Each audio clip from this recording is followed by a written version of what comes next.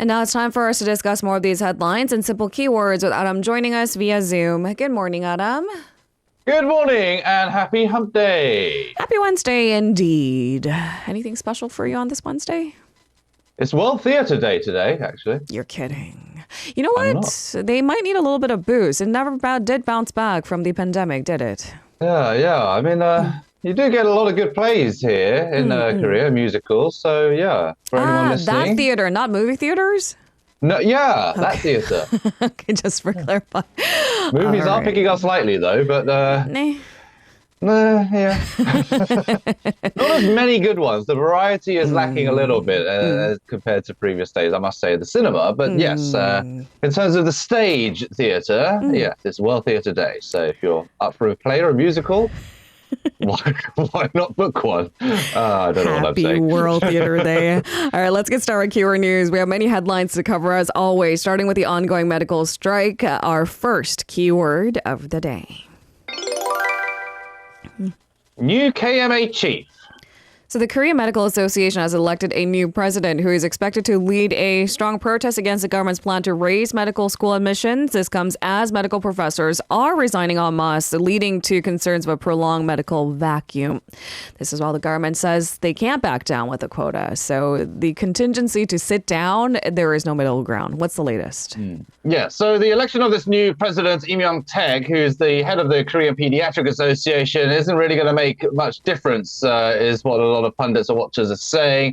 He was elected to be the new leader of the KMA. He won by a 65.4% vote in the final round of voting by members of the KMA, beating Chu Soo-ho, the chief KMA spokesperson. Now, Im's election is certain to further intensify the standoff with the government in regards to this whole medical school quota issue. He has argued the number of medical school admission seats must be reduced, and the KMA will not sit down for talks unless the government fires Vice Health Minister Pang Min-soo. Now, although his term officially begins on May 1st, there's a possibility he might lead the KMA's Emergency Response Committee, intensifying the struggle even before his term starts. Now, he warned that any harm to medical students, interns, or professors could lead to a general strike. Now, with the conflict between the medical community and the government unlikely to be resolved easily, an additional 200 military and public health doctors have been dispatched. They have received training at their respective medical institutions over the past 2 days.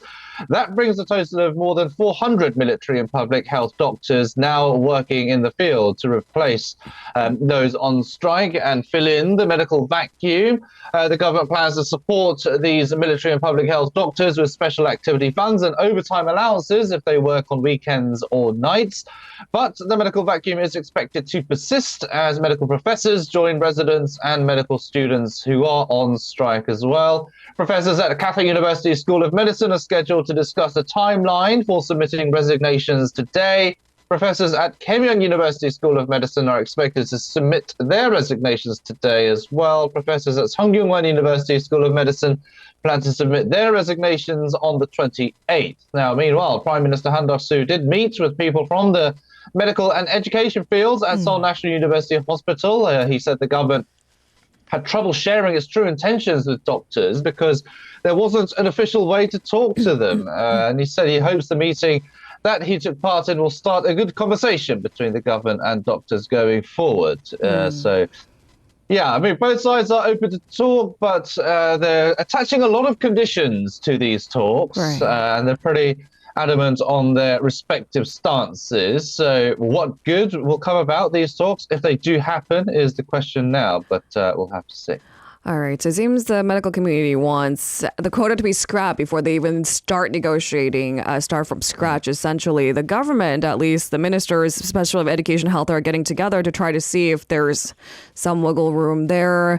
I saw that President Yoon mentioned that maybe for next year's budget discussions, the medical community can take part. I don't know if that would alleviate tensions a little bit. We'll wait and see, which is what we've been doing for weeks on end for now. It has been a while now since we've discussing pretty much the same message. Similar circumstances. Similar circumstances, just little details and new developments. But overall, the standoff continues, unfortunately. Let's move on to our second keyword of the day. Bioindustry. So President Yoon has pledged to foster the country's biopharmaceutical industry into a 200 trillion won sector by 2035. This came in another policy debate in Cheongju, North Chungcheong province. Can you run us through the plan? Because when we start talking trillions of wons, it doesn't really hit us with exactly what scale, what scope.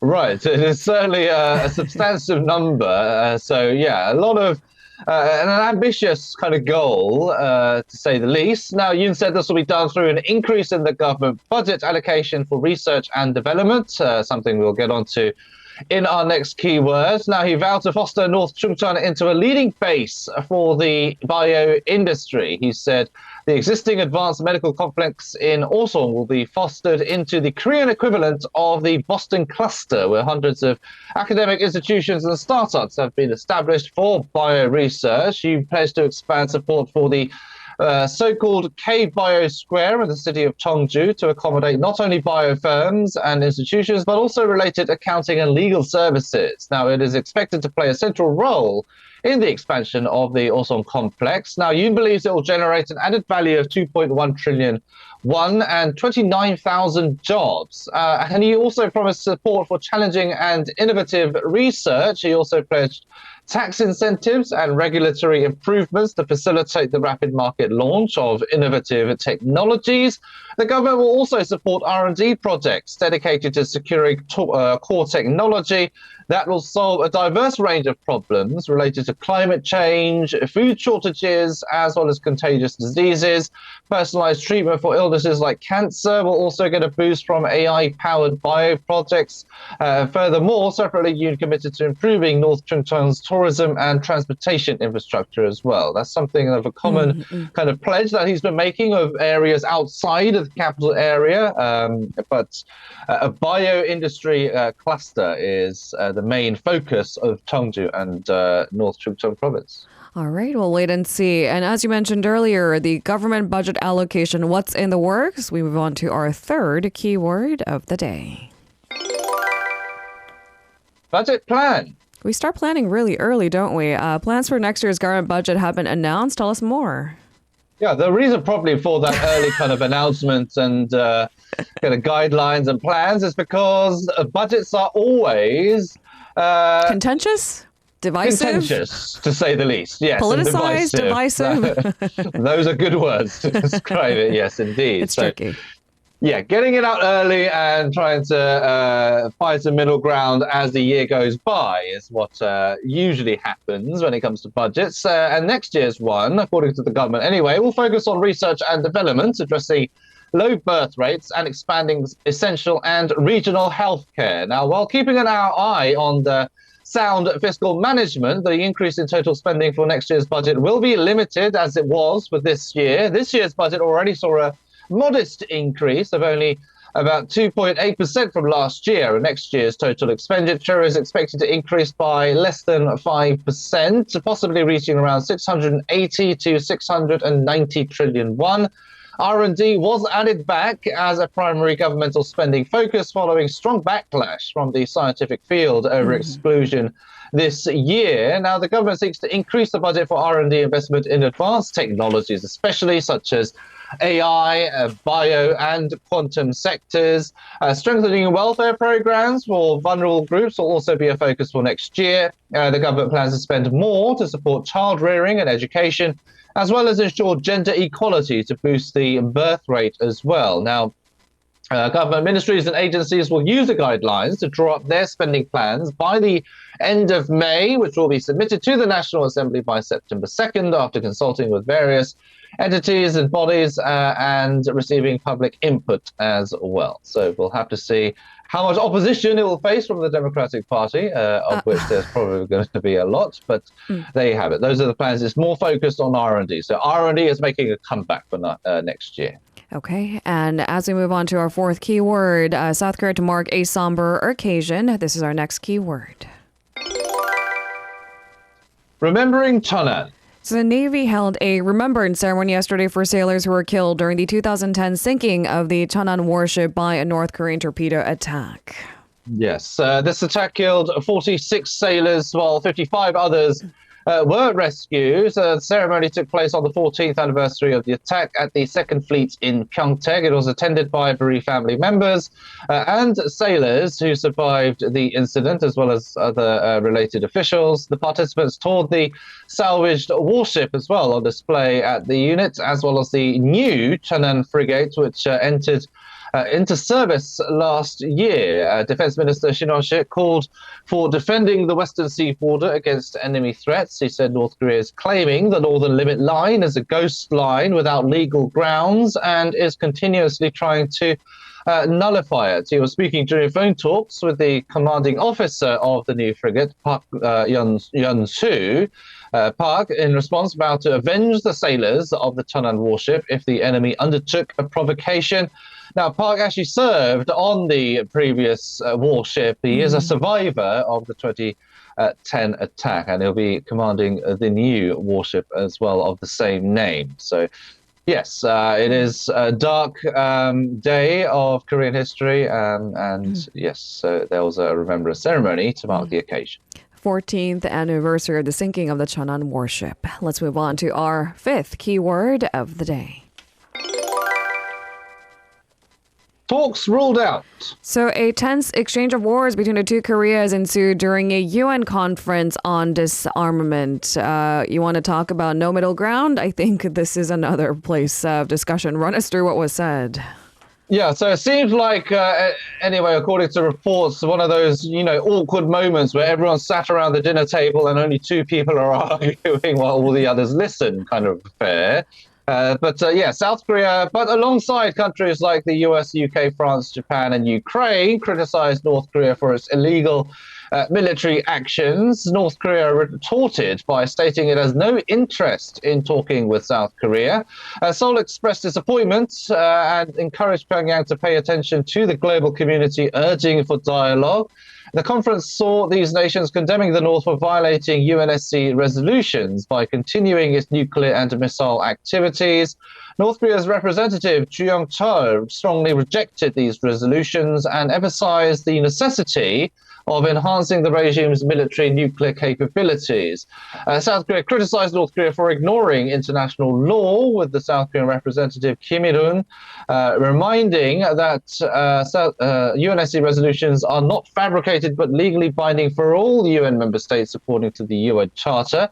Kim stressed that North Korea's blame on non-existent hostile policies and pursuit of weapons of mass destruction only weakens its security. But North Korea accused South Korea of contributing to potential war scenarios by conducting numerous joint military drills and bringing US strategic assets into the Korean Peninsula. So, yeah, a lot of bad blood between the two Koreas. Basically, all the issues that we've mentioned on this segment before, especially after the Yoon administration took office, they were kind of all laid out here, pointing fingers at each other. Inter-Korean relations at possibly record lows, more tense than ever. No real room for improvement, especially with the hardline stance of the Yoon administration. The Biden administration, a lot of observers are saying that the North Korean issues are taking a bit of a back burner in terms of the Biden administration's policy objectives and goals. But we'll have to see in November if that all changes. The U.S. presidential election. Right.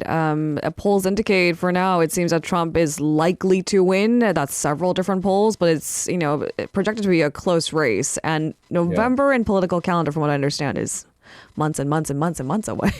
It's quite a while away. But one thing that is a recurring trend is that in the US, no matter who takes office, whether it's a conservative or liberal government, and even when Trump was in office as well, usually because they are strong, South Korea and the US are strong military allies, no matter who's in office in the White House, they usually go with the kind of stance that the South Korean government holds. So if a conservative government, a more hardline stance on North Korea is practiced in South Korea, usually the White House does follow suit and is in agreement with that kind of stance. But who says Donald Trump is a predictable conservative? He's not even a full politician. That is true. But of course, Moon Jae-in, a very liberal president, was in office when Trump was U.S. president, and that led to the whole inter-Korean summit and former U.S. President Donald Trump meeting Kim Jong-un as well, which probably...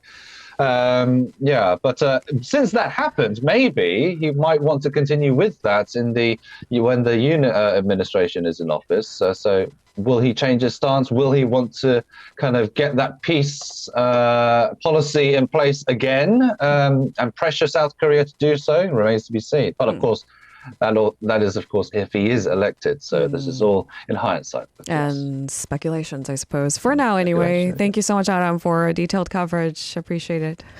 You're very welcome. I'll see you tomorrow. See you tomorrow.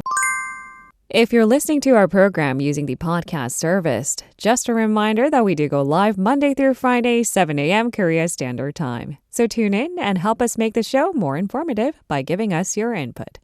See you bright and early on Good Morning Seoul.